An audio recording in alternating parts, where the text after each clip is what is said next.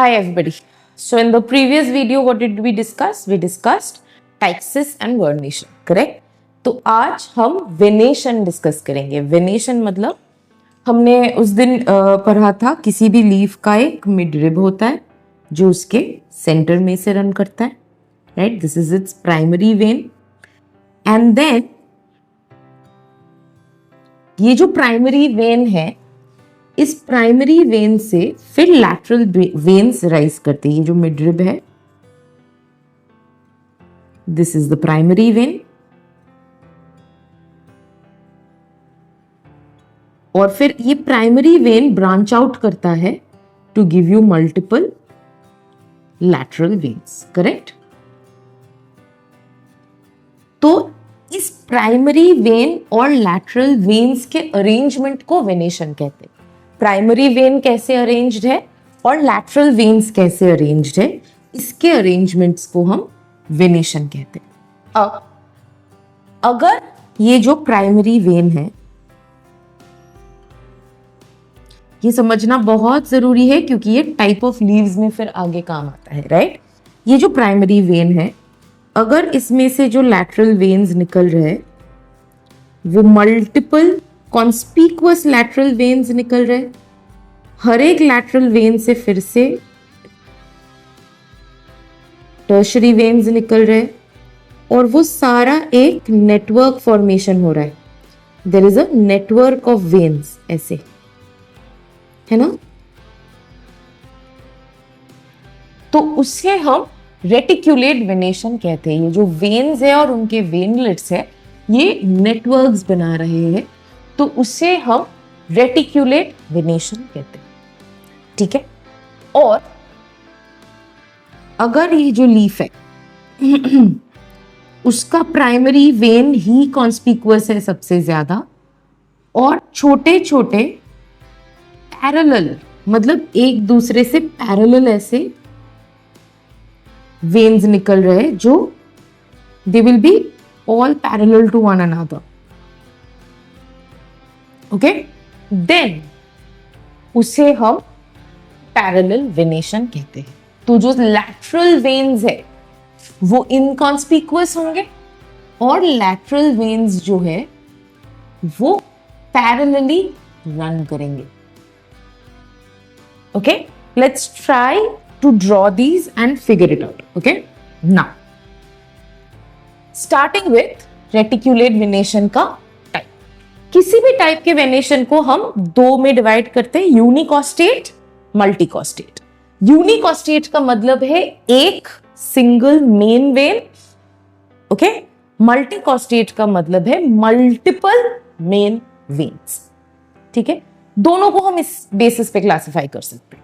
Let's look at each. अगर रेटिक्यूलेट है और उसका पिन्नेट टाइप ऑफ मिडरिब है, मतलब यूनिकॉस्टेट मिडरिब है, देन जो मैंने पहले ड्रॉ किया था, ये हो गया यूनिक, ये मेन एक मिडरिब हो गया. अब उससे लैटरल जो ब्रांचेस निकलेंगे,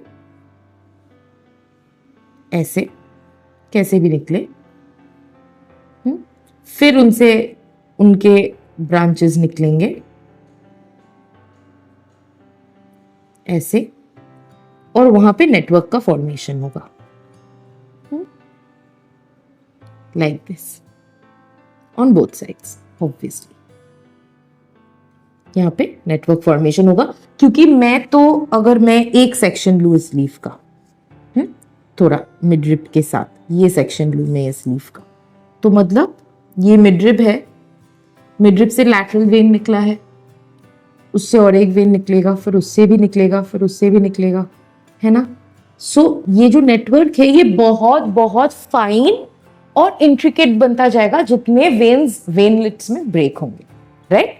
बट अगर पामेट है तो ये लीफ बेस है, let's say this is the leaf base. यहां से 5 वेन्स गए, then this is the structure of the leaf, okay? अब ये जो 5 वेन्स है,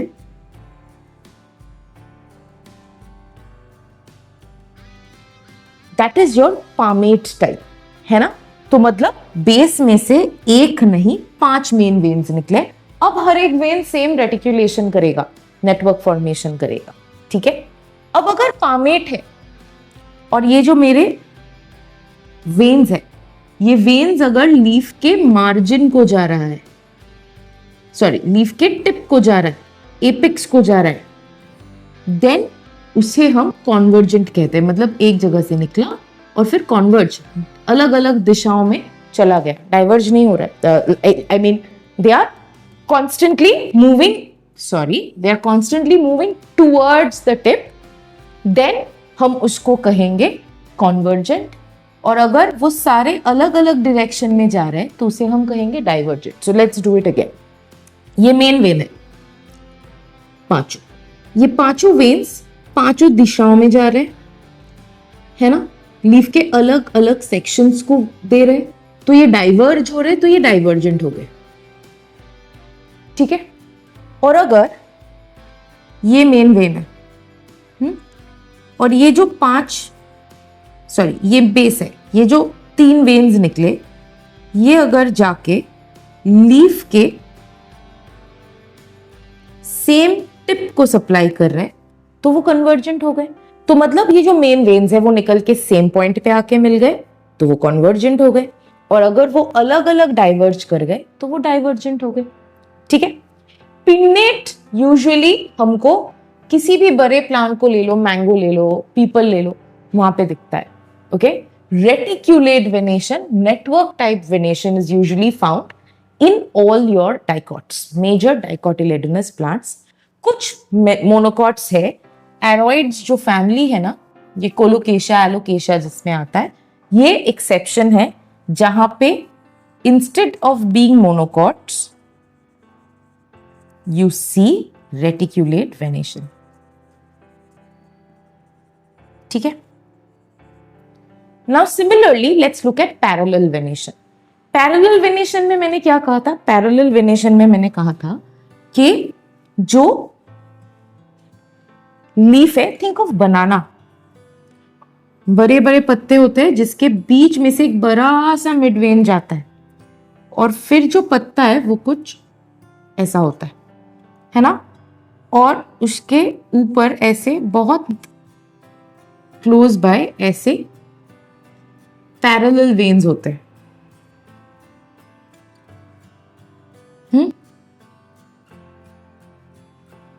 इनके वेनलेट्स इनकॉन्स्पिकुअस होंगे, है ना, तो ये सिर्फ पैरेलल वेनेशन छोड़ेगा। So that's your pennate parallel type of venation, जहां पे एक मिडरिब है उससे पैरेलल वेन्स छोड़ रहे। अगर ये पामेट हो गया तो again if you imagine the leaf of a palm tree, है ना, पाम ट्री पे मल्टीपल वेन्स रन करेंगे,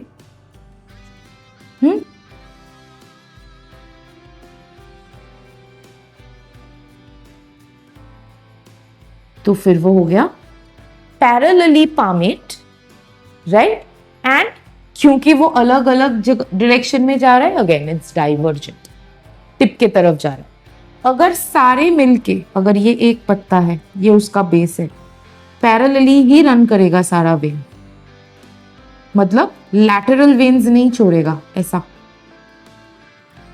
देन वो हो गया पामेटली कन्वर्जेंट।